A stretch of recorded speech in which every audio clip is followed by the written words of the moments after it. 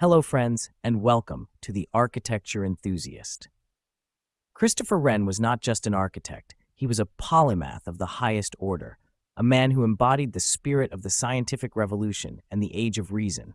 A founding member of the Royal Society, a brilliant astronomer, and a professor of geometry at Oxford, he brought to the practice of architecture a mind rigorously trained in mathematics, logic, and observation. His architectural vision was a profound and deliberate synthesis of the artistic and the scientific, the theoretical and the practical. He did not stumble into the profession. He was called to it by a monumental civic catastrophe, the Great Conflagration that devastated a major European capital. In the wake of this destruction, he was given an unprecedented opportunity to rebuild a city's spiritual and civic core, and in doing so, he gave a new, rational, and enduring answer to the question of what architecture could and should be. If one were to ask Christopher Wren, what is architecture? His answer would be a precise, intellectual, and deeply moral statement. He would argue that architecture is not merely the creation of beautiful forms, but the application of a rational and universal science to the art of building. For Wren, true beauty in architecture was a consequence of mathematical and geometric principles. He famously distinguished between two types of beauty: natural beauty, which is derived from geometry and reason and is therefore universally pleasing to all minds, and customary beauty, which is based on fashion, habit, and historical precedent. He would insist that the former is superior, a timeless and a priori truth. The architect's role, in his view, was to be a problem solver, a master of a discipline that served solidity, commodity, and delight in equal measure. In essence, Wren would define architecture as the noble and scientific art of organizing structure with clarity, economy, and logic, ensuring that its form is not merely a stylistic flourish, but an honest and beautiful expression of its underlying geometry and purpose. It was, for him, a grand and serious civic act, a duty to a nation and a faith. Wren's unique background as a man of science permeated every aspect of his architectural philosophy. He approached each design challenge with the same rigor he applied to celestial mechanics or the study of anatomy. His designs were meticulously planned, often derived from pure geometric forms that he believed held an inherent and timeless appeal. He was particularly fond of the circle, the sphere, and the ellipse, using them as foundational elements for his grandest structures. He understood that these forms, when scaled and proportioned correctly, could create an immediate sense of harmony and intellectual satisfaction for the viewer. This was a direct application of his theory of natural beauty. He believed that the mind, instinctively recognizing the perfect geometry, would find the form innately beautiful, regardless of cultural background or artistic taste. His scientific curiosity also led him to innovate in the realm of acoustics. He conducted experiments with sound to determine the ideal proportions for a large interior space, ensuring that the human voice could be heard clearly and that the musical swell of an organ would resonate without distortion. This was not a matter of guesswork or tradition, but of rigorous scientific inquiry. The vaulted ceilings of his interiors were not just for visual grandeur. Their curved surfaces were precisely calculated to reflect and distribute sound, making the spoken word intelligible and the music glorious. In his view, a building that failed to serve its function with scientific precision, no matter how beautiful its facade, was a failure of architecture. This was a philosophy that saw form and function as two sides of the same coin, inextricably linked by the laws of physics and mathematics. His use of light was also deeply scientific and symbolic. Wren studied the properties of light and its effect on space, designing windows and oculi to control and sculpt illumination. He understood that a soaring interior, when flooded with natural light, could create a sense of dematerialization, of a space being lifted toward the heavens. He used light to reveal the texture of stone, to highlight the precision of his geometric forms, and to create a sense of ethereal mystery. This was a spiritual effect achieved through a scientific understanding of optics, a perfect marriage of his faith and his reason. While his philosophy was rooted in the abstract world of mathematics, Wren's practice was firmly grounded in the practicalities of construction and the realities of his era. He was not just a theorist, he was a master builder on an epic scale, overseeing the reconstruction of an entire city's public and religious architecture. The immense scope of this work required him to be a pragmatist, a diplomat, and a meticulous manager. He understood that architecture was a collaborative art, requiring the skillful hands of stonemasons, carpenters, and plasterers, and the intellectual partnership of surveyors and engineers.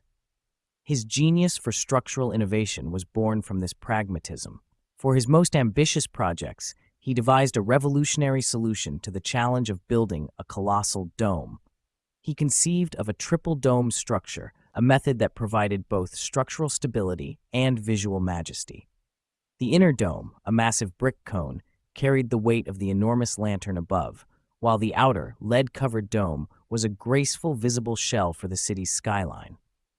This clever engineering allowed for a lightweight yet incredibly strong structure, a testament to his understanding of statics and materials.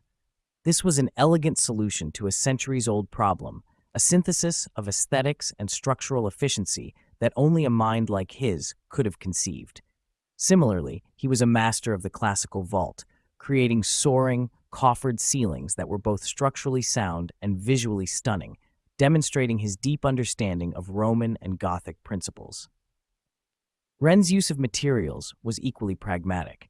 He understood the properties of brick and stone, their strengths and limitations. He employed these materials not just for their structural integrity, but for their visual qualities, using different textures and colors to create a sense of hierarchy and detail on a facade. He knew that the use of a clean, unadorned stone at the base would create a sense of strength and permanence, while the use of intricate carving higher up would draw the eye and create a delicate, soaring effect. His work was a profound dialogue between these materials, a conversation between solidity and light, between permanence and ornament. He also innovated with the use of space. He designed a new kind of interior space, one that was open and airy, free from the visual clutter of earlier styles. He used light to define the space, creating a sense of clarity and order. His interiors were both grand and accessible, designed to be understood by the average person, with a clear axial progression and a sense of visual harmony. This was a deliberate choice, a part of his civic mission to create an architecture that served a broad public and reflected the values of a rational society. More than a theorist or a master builder, Wren understood that architecture had a crucial civic role to play in rebuilding a shattered urban fabric and restoring a sense of identity and morale. His famous plan for the city, though never fully realized, demonstrated his ambition to create a rational, ordered, and beautiful urban landscape, with grand avenues and clear sightlines connecting key civic and religious structures. He saw the cityscape as a single, coherent composition, where each building played a defined role in a larger, harmonious whole. His parish churches, scattered throughout the city, were designed to be both functional centers of community and unique visual landmarks. He created a remarkable variety of spires and towers, each with its own character and form, a series of geometric fantasies that punctuated the urban skyline.